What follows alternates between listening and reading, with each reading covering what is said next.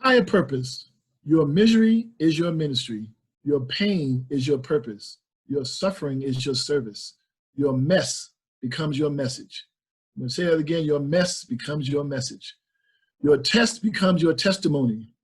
God allows us to hurt to heal others because you cannot heal what you cannot feel.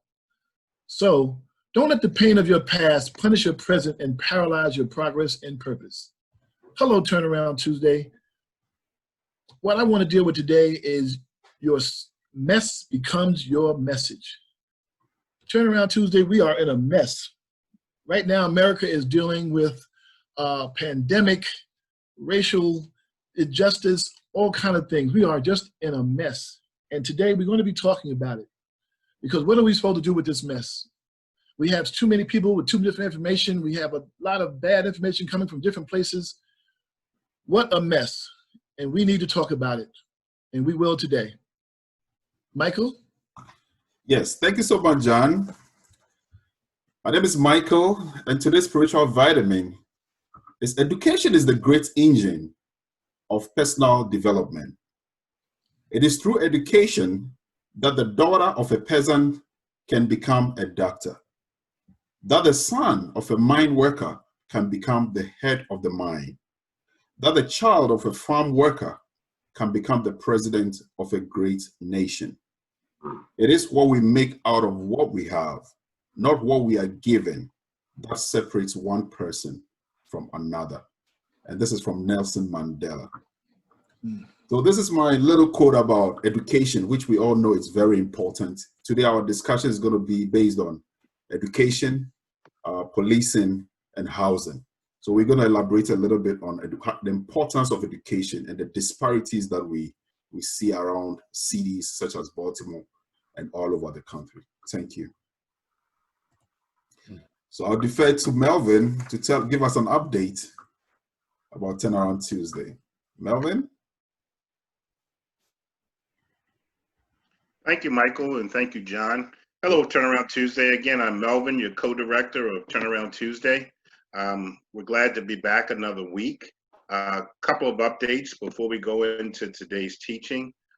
Again, we continue to process folks through jobs. We're anxiously awaiting on some opportunities still with the contact tracing positions. I think John hopefully will give some updates later, but we know many of you are in the process. We're hoping that you are offered the opportunity. If you are, please let us know so we can keep track of folks that are getting jobs. We continue to be working with Build on food distributions. I think we're probably in our 12th or 13th week now. So those that are taking advantage of that, that's great.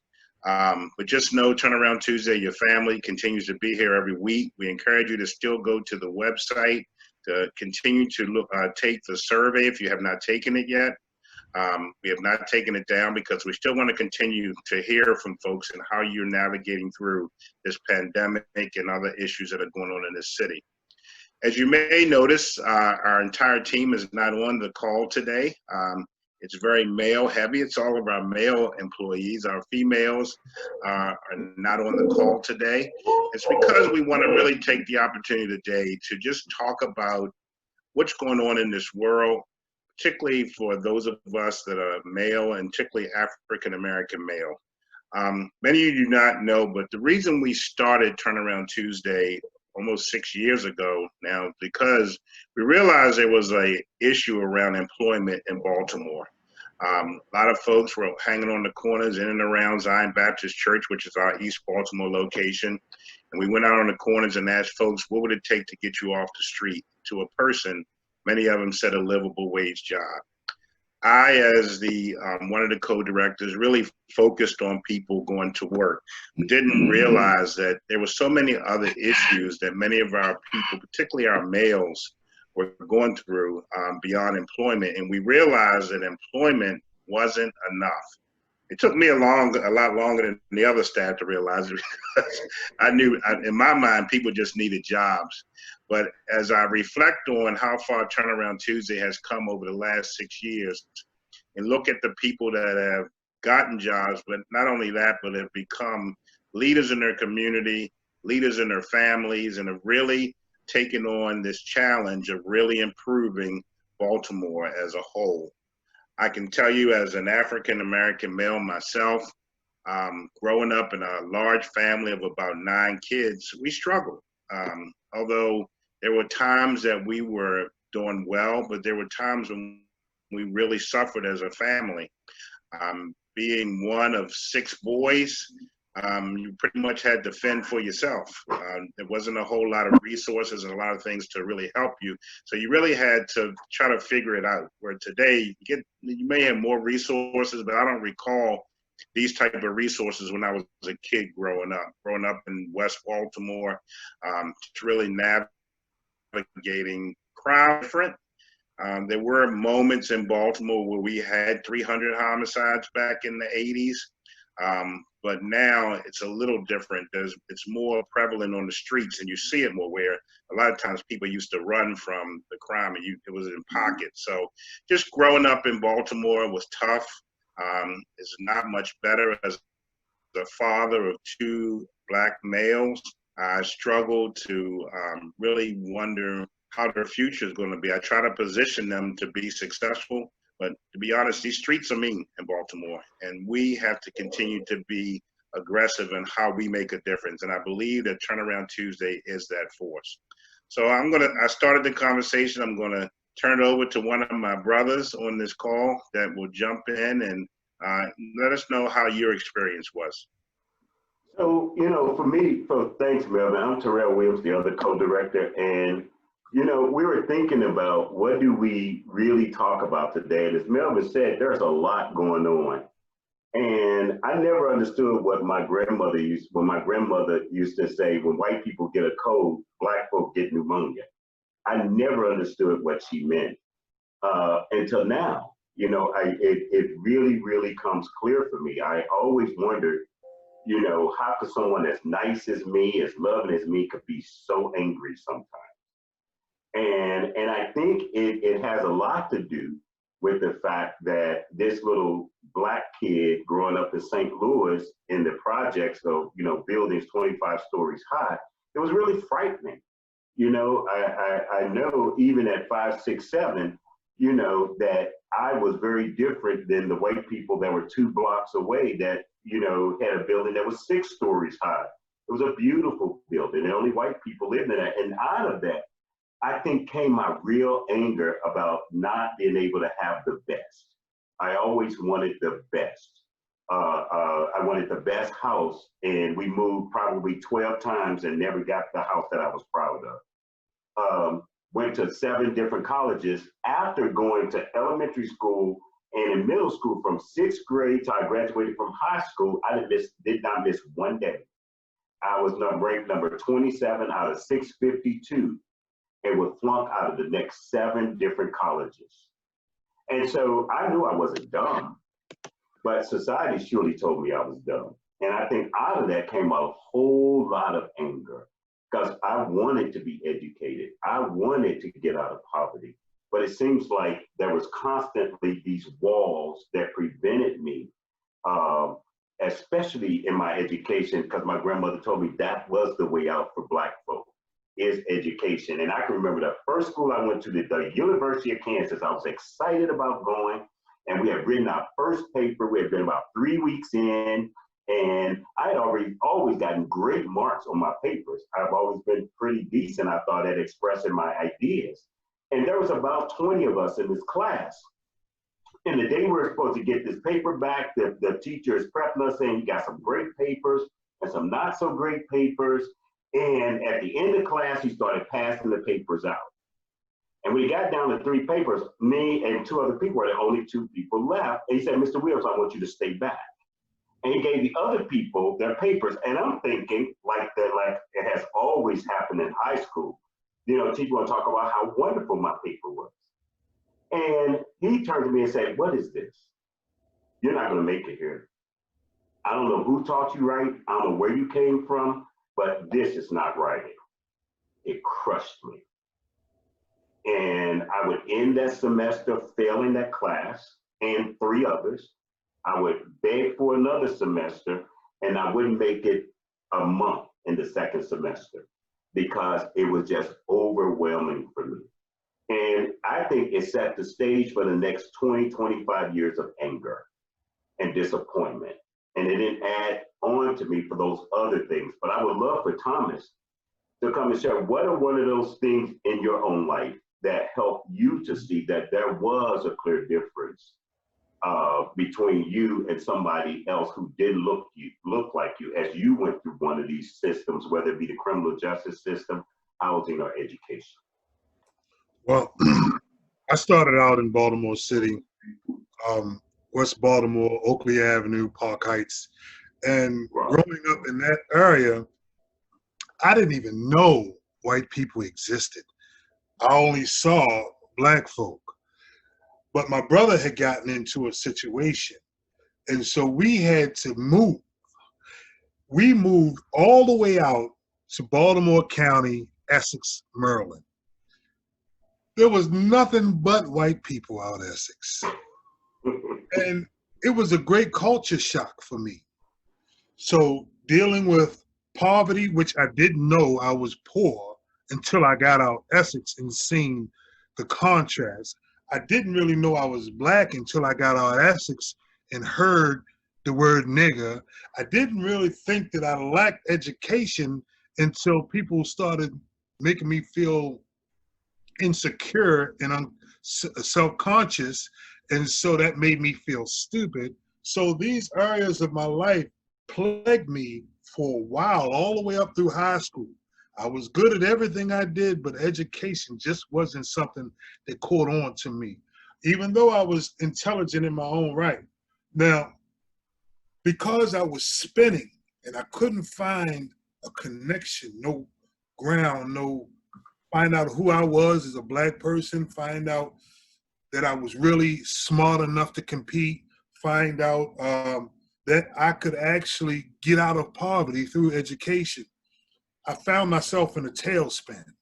And so I gravitated to what everybody else was doing. It didn't take much education. It didn't matter what color you was or whether you were poor or not, because it had the power to make you ghetto rich, if you will. And I got involved in drugs. Can I ask you, Thomas?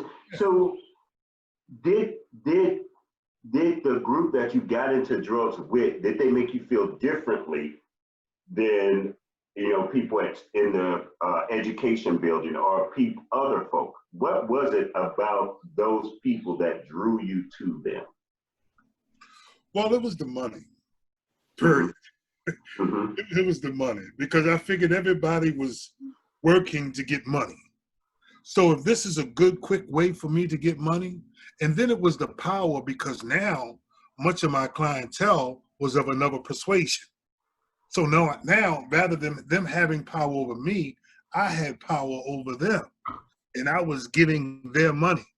And it kind of gave me this false sense of identity, false sense of pride, and it really left me more bewildered and more confused than when I got into the game, But when I went to jail and I seen that we are in fact the majority in the prison system, that was a devastating blow too.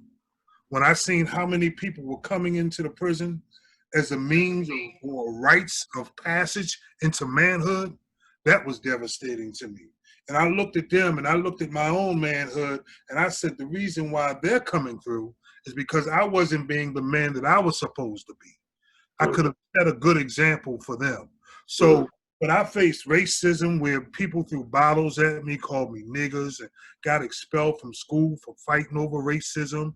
I faced poverty when I've eaten my fill and watched my mother watch me eat, not realizing that I was eating everything and she got to eat nothing, because she wouldn't eat till her two sons finished eating.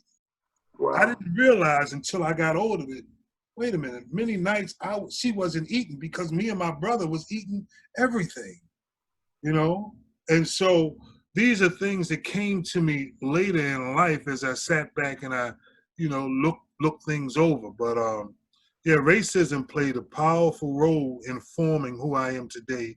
Poverty and education, or the lack thereof. That's why I pursue education so diligently now. Well, I'm looking at John right now, and John is out on the beach.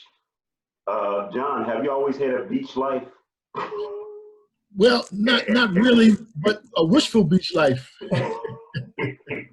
But I have to say that I've been blessed. I had two very hardworking parents, and you know, to be honest with you, I think we were sheltered. You know, and some of the things that I saw that I didn't realize. You know, my mom shipped me out to a white school when I was younger. She told me she didn't want me to go to the neighborhood school because you wasn't gonna get the quality education. I didn't really understand that. I was just following it. Okay, I didn't know how come you can go to a school with white people and you get a better education than a school with all black people. I didn't understand that. I was just following my mom's direction. And some of the things that I became used to, because I lived in New York, in Brooklyn, in Bedford-Stuyvesant in Brooklyn. And you know, some of the things you become used to, not realizing that you're living in a real different era, than very different than people. And until I moved out of those neighborhoods and moved into a white neighborhood, I'm going, wow, you know, like things happening where police would never come. I saw shootings. I saw a lot of things, but cops never showed up. Or when they showed up, they were beating people up. You know, again, I said, wow, this is just a common thing that was going on where I'm from. And I wasn't able to make the difference until I moved away from Bedford-Stuyvesant and I moved to Canarsie in Brooklyn, which is kind of more diverse, you know, because every time it got really bad, we would move to another place. So she was protecting us, but at the same time, I wasn't understanding, and I had to get some very harsh realities because I went into, when I moved into this new neighborhood, which is kind of white, I went into one of these white bars thinking it was, by the time I was like 21, 22, and I'm thinking, okay, this is cool, this is what I've been doing, and I was met with anger, why are you doing here? And I had to fight my way out of the place, fight my way out. What are you thinking when that happens? What are you thinking? Well, I was thinking that I was confused. Like, how come I felt a sense of, well, how come I don't belong here? You guys are sitting here. There's no sign that says black people not allowed. And I felt a sense of a rage, absolutely. I felt a sense of displacement. It's like, okay, wait a minute. I thought I was good. I had met a lot of people. I thought I was good people, and made me feel like there was something wrong. I look in the mirror and go, hey, what is wrong? I think that was my first reality and touch of reality of what racism and just the color of my skin, because nobody met me, no one talked to me after my name. No one cared what my name was. All they saw was a black man walked in this place where white people gathered. My brother walked in with me, he went right talking to a young lady, and they crowded around him, and I had to grab him out. It was bad, you know. Wow. We got so out there. Who's the first person you told? I told my dad, which was a mistake. You know, I told my dad because my dad was a person who come from that era, and he felt like everything's supposed to be solved with, let's go get them. Wow. I didn't want to go get them because at that point it was 50 of them and 3 of us. So I'm going, those odds don't look good. And not to mention if they hate us like they do, this could really wind up being a real bad situation. So it wound up being segregated. I wound up not going to those places, and I felt, you know, bad. You know, something inside of me didn't feel good because I actually didn't feel comfortable, and I couldn't go in these places. And I felt like, wow, there is a difference. I thought we was all one big happy group in America. No, not true. Well, and you know, it really sounds like for me, I don't know about anybody else, but I carried the flag true and true. I carried America true and true. When I was growing up, I was proud to be an American. I was the first one singing the Pledge of Allegiance. I put my hand where it belonged, and it had to be where it belonged, and it stayed there until it ended.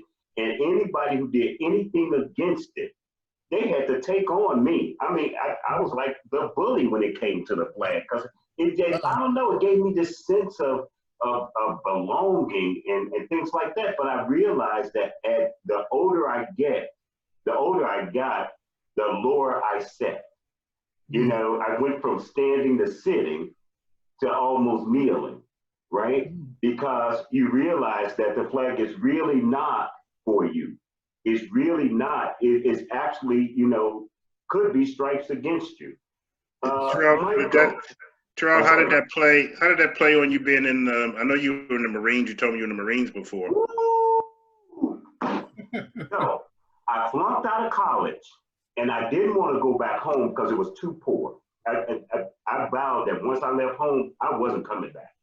And so after I flunked out of KU, the second semester of the first month, they were doing recruitment on campus for the Marine Corps. And so I joined Marine Reserve. And as soon as I signed up and got on the plane and arrived in San Diego, and that white guy snatched me in my chest and threw me against the wall, I knew I was in trouble. I knew again, just like all the other times, I would fail because I had no one leading me and steering me. I knew that was going to be another hole I would fall into. And it was. What about you, Michael? We haven't heard your voice, brother. I know. So let me just share one experience that I had.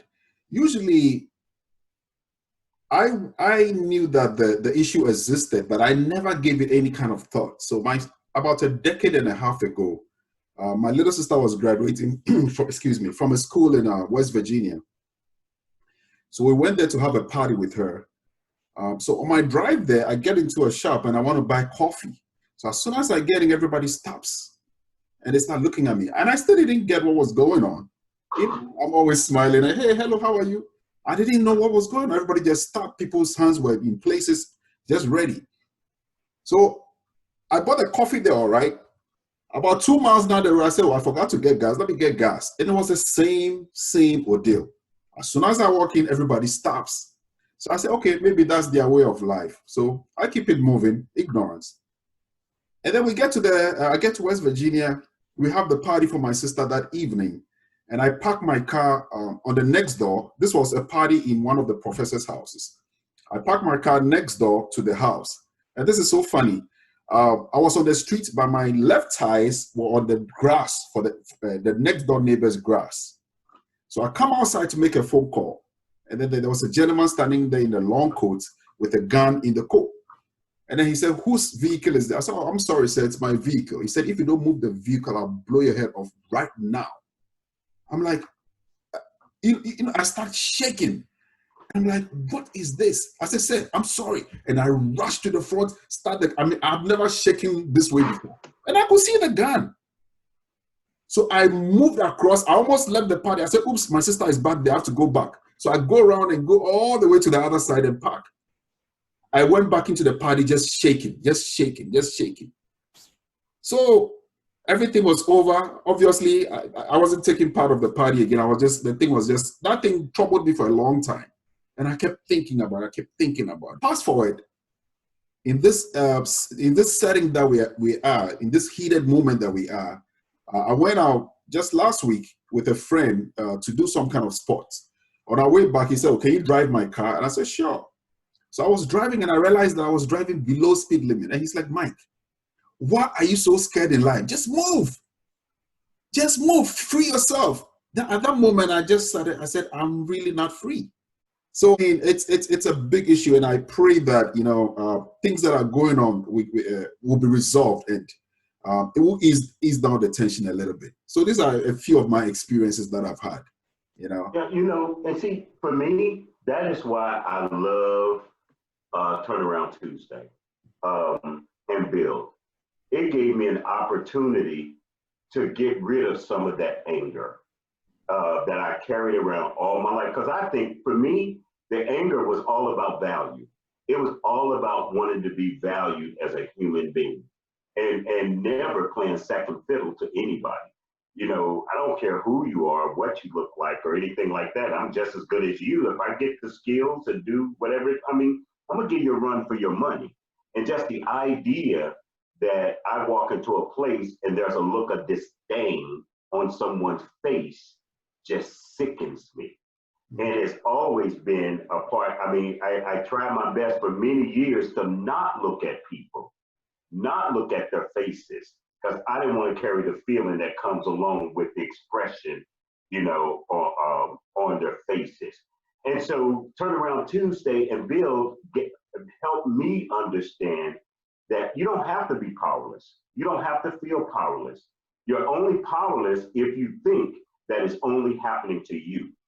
And you think, and you're only powerless when you think that you're not good enough. When you realize that all of these are systems that are not built for you, but built on you. You see it differently. You see that all of these systems was built on you to make sure that you make sure the system works, but somebody else benefits. And so once you get, for me as an organizer, once I was able to see that, I was able to say, you know what, you don't have to carry all this anger.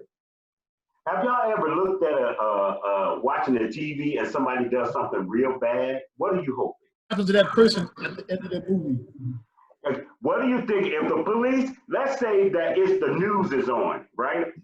And somebody just robbed something or something like that, and the police are going in, what are you hoping the perpetrator is not?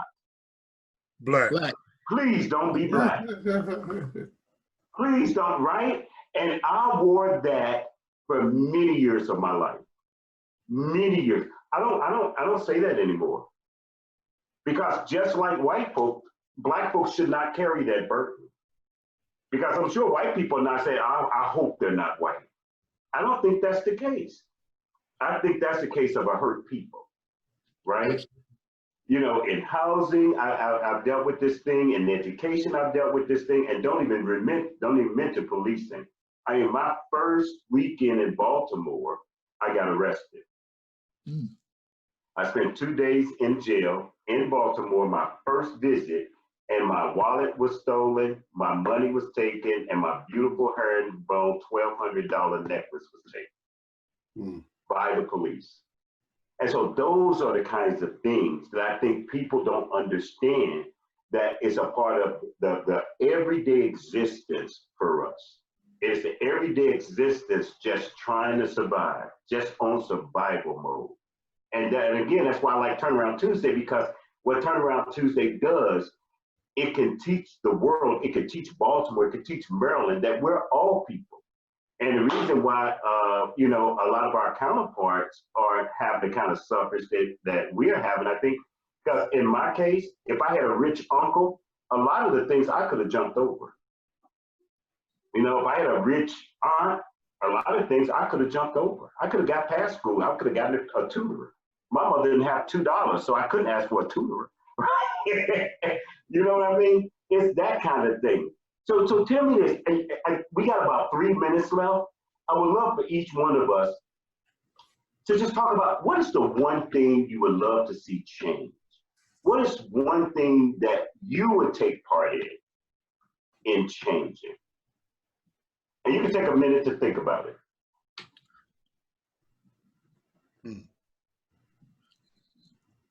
I think for me, again, particularly having a 12-year-old male, I would love to see the education system change, particularly in Baltimore City.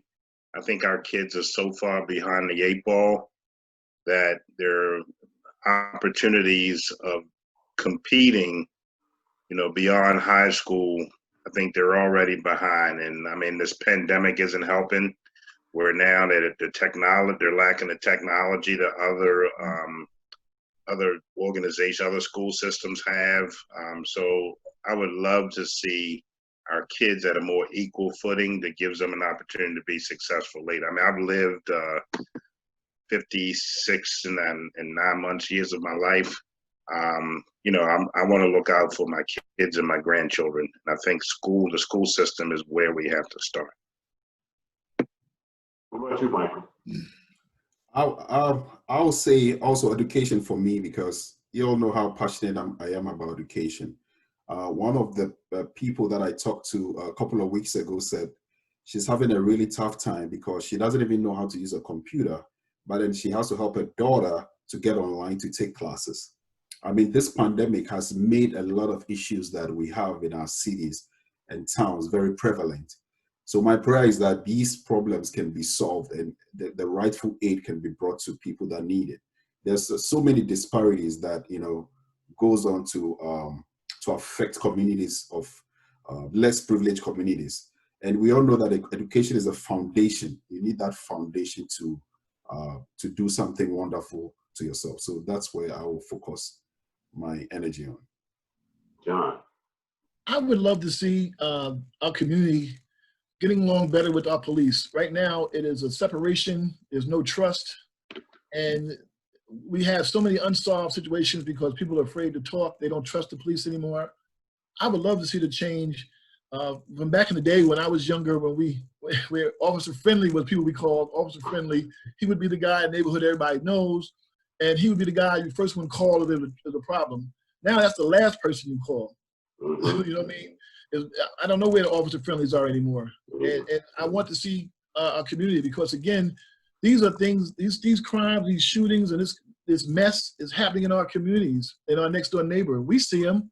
We're just afraid to tell anybody because we're afraid that we're going to get victimized or we're going to get killed because we don't have the protection, because we don't trust the police. The police tells us, give us an anonymous call, nobody will know, but not true. Everybody knows. You know, we've had so many situations where people have made these calls and something has happened to them because they've made these calls and trying to help the community solve some of these crimes. So I really would love to see the relationship between our communities and our police get better, because it is terrible right now. Tom. They spend $38,000 a year to incarcerate an individual.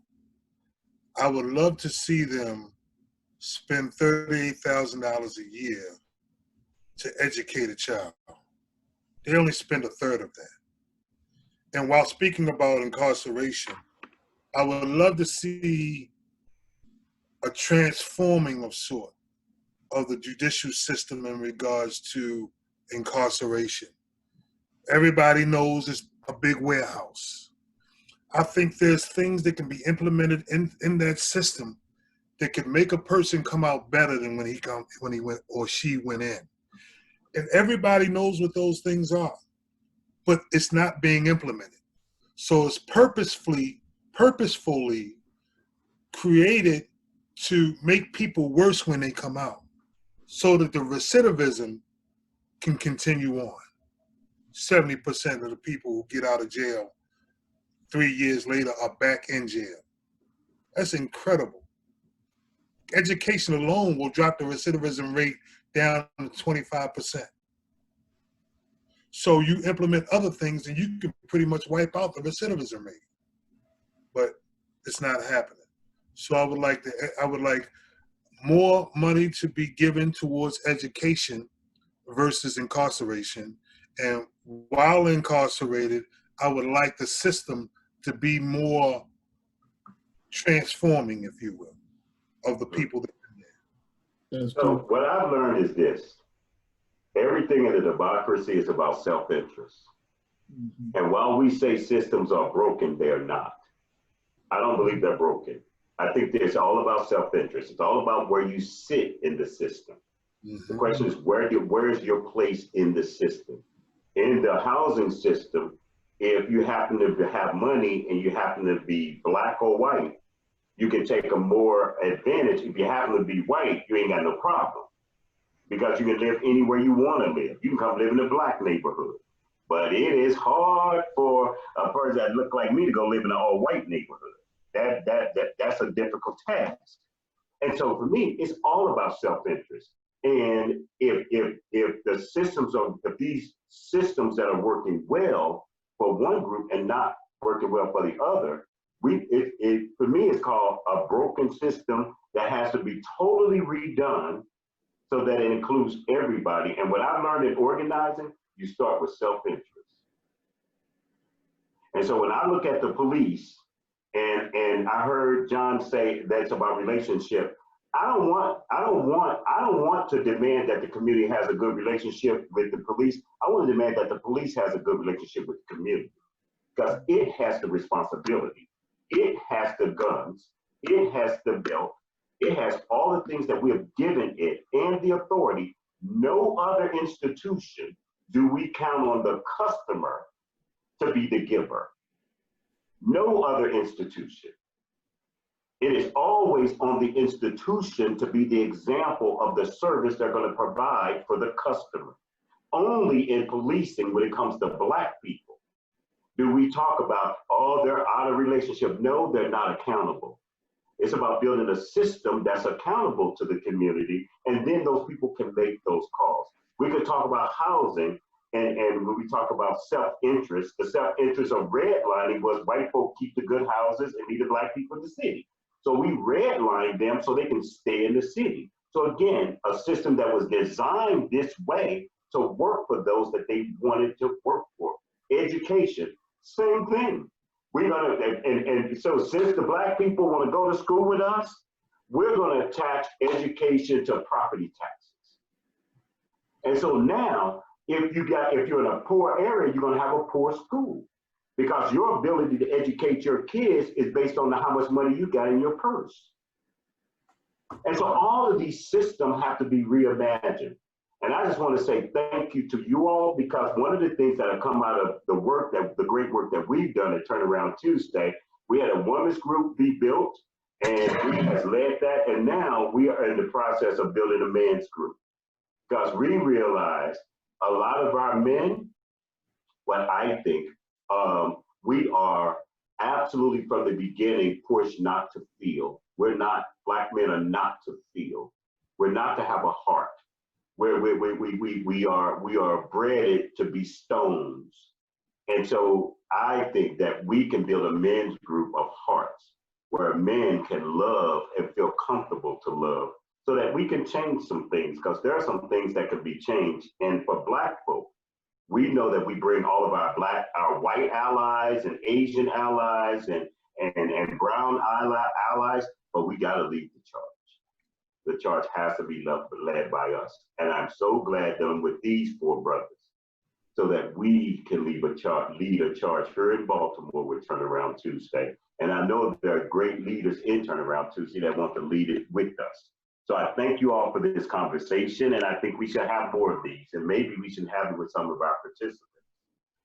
Any last words from anybody? So Michael, Yep. can you help us with I think Thomas is going to do some resources for us. Yes, on our website. Resources for us, Thomas or Michael? Yes. Well, the resources that we have is already on the website. All you have to do is go to www.turnaroundtuesday.org, and you'll find all the resources that we have available for you there. Please take advantage of these opportunities that we researched for you on your behalf, so that you can be able to make it through this COVID situation with a little bit of ease. Thank you. Michael. Okay, so let me defer back to Thomas. Thomas is supposed to pray for us. Thomas, can you do us the honors and pray for us, please? Okay, sure can. Bow heads. Father, we thank you for the opportunity that you have allowed us to come together to have this session. We thank you for our Blackness. We thank you for our intelligence. We thank you for our history, because it has made us who we are today. And we ask you to continue to install in us those things that we need to make a difference in our communities, in our families, and in this world. And even as we start this men's group, that your hand will be upon it, that it may grow and prosper and be a powerful pillar in this city. Amen. Amen. Amen. Thank you, Thomas. Now, So this week, I have the gratitude. do we have our gratitude sheets? I got it. Okay, so this week, like we always say, every week, put one note into your gratitude jar to show that you're grateful for something, at least today. All right, so today's exercise will be brief. We're going to do sitting jacks. Are we ready? We're just going to do 10. Let's go. 1, 2, 3, 4, 5, 6, 7, 8, 9, 10. Melvin, it's like you're saluting. 10. Hey, he does, right? Thank you. I got a big head, Mike. We love you. Have a great one. And Melvin was like this. Thank you. Stay strong, stay safe. Stay safe. Thank you. Thank you. Thank you.